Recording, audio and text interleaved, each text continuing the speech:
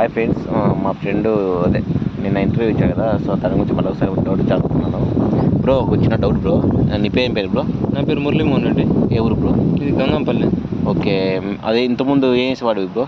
అంతకుముందు మామూలుగా అదే జాబ్ చేసేవాడిని. ఆ జాబు అనేది అదేదో దేశ సేవ, ఆర్మీయా?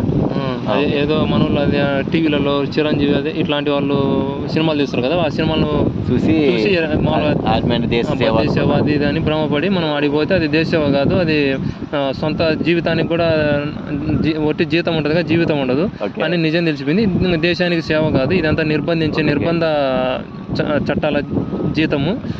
ఆడి వీడు దేశాన్ని నాశనం చేయడానికి ఆర్మీలోకి మాలాంటి వాళ్ళందరినీ తీసుకొని నిర్బంధించినట్టుంది అని అనుమానం కలిగి మనం ఇటు రావడం. నువ్వు చెప్పింది నాకైతే కరెక్ట్ అనిపిస్తుంది. ఇప్పుడు నువ్వు ఆర్మీకి వెళ్ళావు కాబట్టి దేశ సేవ కాదు, ఇది కుట్రలాగా ఒక వాళ్ళు బంధించి పనులు చేసుకుంటున్నారు, ఇది సేవ అయితే కాదని నేను అంటున్నావు. బట్ ఇక్కడ జనాలు, ఇక్కడ మన ఇండియా వైజ్గా ఎక్కడైతే ఏ రాష్ట్రం అయితే ప్రతి ఒక్క రాష్ట్రంలో ప్రతి ఒక్క జనాలు ఏమనుకుంటారు కామన్గా, నేను కూడా అడుగుతున్నాను, నేను కూడా ఏమనుకుంటున్నానంటే, ఇప్పుడు ఆర్మీ వ్యవస్థ ఉన్నది, నేవీ, సిఆర్పి ఇవన్నీ ఉన్నది మన దేశాన్ని కాపాడడానికి అని ఉన్నారు. వాళ్ళు ఉంటేనే మనం ఇక్కడ బతుకున్నాము, మనం ఉన్నాము, వాళ్ళు ఉండబట్టి ఒక సేఫ్టీగా సెక్యూరిటీగా ఉన్నారు వాళ్ళు మనకి అనేసి ఒక పేరు ఉంది. సో దీని మీద నీకు ఉద్దేశం ఏంటి? అసలు ఏంటి ఇది? జనాలు ఇట్లా అంటారు, నువ్వే ఉగ్రవాదం అంటున్నావు, దీనికి డిఫరెన్స్ చెప్పు. నేను అర్థం చేసుకున్నది ఏంటంటే, వీళ్ళు దేశ సేవ లేదు, పాడు లేదు. వీళ్ళు ఏంటంటే భూమండలాన్ని మొత్తం అంటే ఈ అన్ని దేశాల్లో ఒకేసారి మొత్తం దాడులు చేసి మొత్తం శాస్త్రాలని తారుమారు చేశారు. వీళ్ళకు ఈ మొత్తం భూమండలాన్ని ఏంటంటే దుర్మార్గం అన్నప్పుడు దుర్మార్గం ఎదుర్కోవడానికి మంచి వస్తుంది.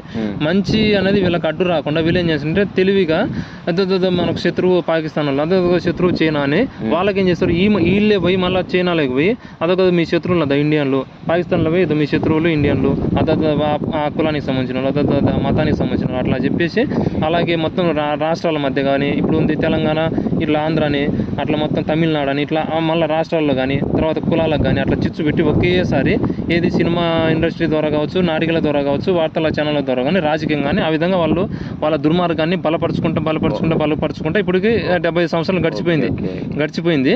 ఇంకా మనకు మెయిన్ ఉద్దేశం ఏంటంటే, అంటే దీంట్లో ఇప్పుడు అడిగిన దానికి సరైన జవాబు ఏంటంటే, పాకిస్తాన్ ఆర్మీని, ఇండియన్ ఆర్మీని, చైనా ఆర్మీని, అలాగే పోలీస్ వ్యవస్థలు కానీ, రెవెన్యూ వ్యవస్థలు కానీ, తర్వాత మనకి పోలీస్ డిపార్ట్మెంట్లు ఇక్కడ స్థానికంగా ఉండే డిపార్ట్మెంట్, ఎక్సైజ్ డిపార్ట్మెంట్లను కానీ, తర్వాత ఇంకా నక్సలిజం కానీ, తర్వాత సోషలిజం, కమ్యూనిజం, నక్సలిజం, సోషలిజం ఇవేదైతే మొత్తం ప్రపంచాన్ని అంతా శాసిస్తున్నవి.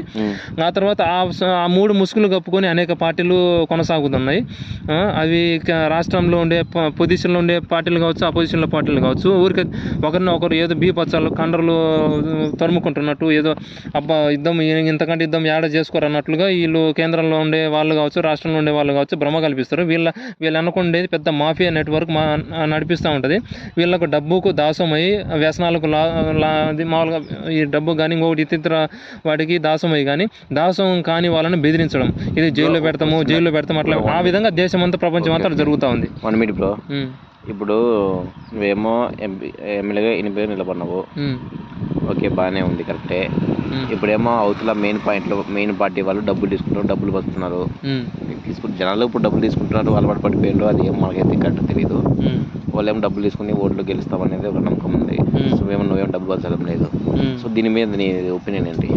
నా ఒపీనియన్ అయితే దీనికి ఇప్పుడు అందుకే మనం ఇప్పుడు దుర్మార్గం అదే 100కు 100% అన్నట్లు రెచ్చిపోయింది. మంచికి అనేది ఒకళ్ళు మంచి వాళ్ళు ఉన్నా కానీ మంచి చేయకుండా చట్టాలన్నీ వాళ్ళకి అనుకూలంగా ఉన్నాయి కాబట్టి ఇప్పుడు ఏం జరుగుతుంది, ఇంకా మనకు ఎటు చూసినా మనకు డబ్బులు సంపాదించుకొని అట్లా వేసినా అవినీతిది, ఇది డబ్బులు పంచి మనం గెలుద్దామంటే అది దుర్మార్గం అవుతుంది. అందుకని మనమైతే డబ్బులు ఇవ్వము, ఒకళ్ళు ఉన్నా ఇచ్చేది లేదు, లేకపోయినా ఇవ్వము. కాబట్టి మనం నీతి వైపు ఉన్నప్పుడు నీతి వైపే, అంటే మనం నీతి వైపు ఉన్నాం, మనం నీతి మంత్రులమా కోట కాదు, నీతి వైపు మనం నిలబడ్డాం కాబట్టి ఆ నీతి వైపు ఉన్న దాన్ని నీతిగానే గెలిపించాలి. కాబట్టి మనం ఏంటంటే డబ్బులు అయితే పంచకపోతే గెలిచాము. అందుకని మనం ఏం చేసినామంటే సర్పంచి అనేది సర్కారు సిర్కార్ అనే 2 పదాలను తీసుకొని రావడం జరిగింది. డౌట్ బ్రో, నీ ఉద్దేశం ఏంటంటే ఇప్పుడు జనాలు డబ్బులు తీసుకోవడం అనేది అది అంటే నేరమా? ఇది నాకు అర్థం కావట్లేదు. ఇది డబ్బులు అనేది ఒక కుట్రపూరితంగా అలవాటు చేశారు. అది సినిమాల ద్వారా వాటి ద్వారా కుట్రపూరితంగా అలవాటు చేసి అవినీతిని వాళ్ళు ఏది మన భూములన్నిటిని వ్యవసాయ భూములన్నింటినీ కాంక్రీట్ బిల్డింగ్ల జంగల్గా మార్చాలంటే ఈ వీళ్ళను చిన్న స్థాయిలో వీళ్ళ స్థాయిలో వీళ్ళను అవినీతి పరులుగా తీర్చిదిద్దాలి.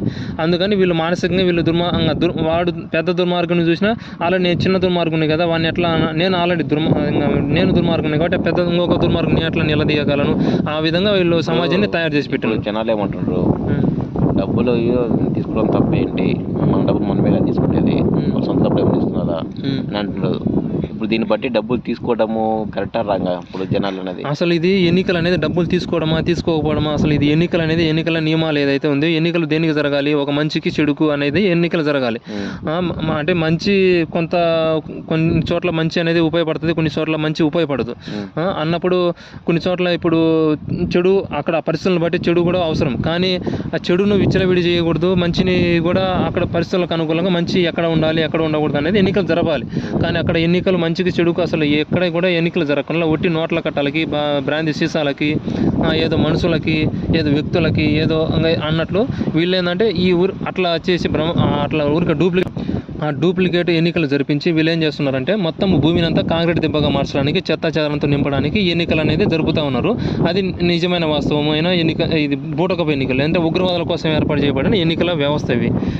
నిజమైన ఎన్నికలు జరిగినప్పుడు ఏది ఒక ఉదాహరణకి మనకు ట్రాక్టర్కు ఎద్దుకు రెండింటికి ఎద్దులకి దానికి ఎన్నికలు జరగాలి, గుర్రానికి బైకు ఎన్నికలు జరగాలి.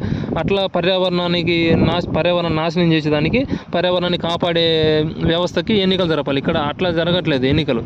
ఇక్కడ ఏంటంటే కేవలం దుర్మార్గానికి మాత్రమే ఎన్నికలు జరుగుతున్నాయి. అంటే నిప్పు రాసుకుంటే బూడిద రాలినట్టు ఆ విధంగా ఎన్నికలు జరుగుతున్నాయి తప్ప మంచికి చెడుకు అనే దానికి ఎన్నికలు జరగట్లేదు. కావున మీరు ఆలోచించి మన బాల గుర్తుకు ఓటేసి నన్ను భారీ మెజారిటీతో ఒకవేళ అది మీ మంచితనం ఉంటేనే ఓటేయండి, దుర్మార్గం ఉంటే ఆ దుర్మార్గుల వాళ్ళకే ఓటేయండి. అది కూడా నేను బలవంతంగా నాకేమని నేను చెప్పట్లేదు. కావున మీరు ఆలోచించి నేను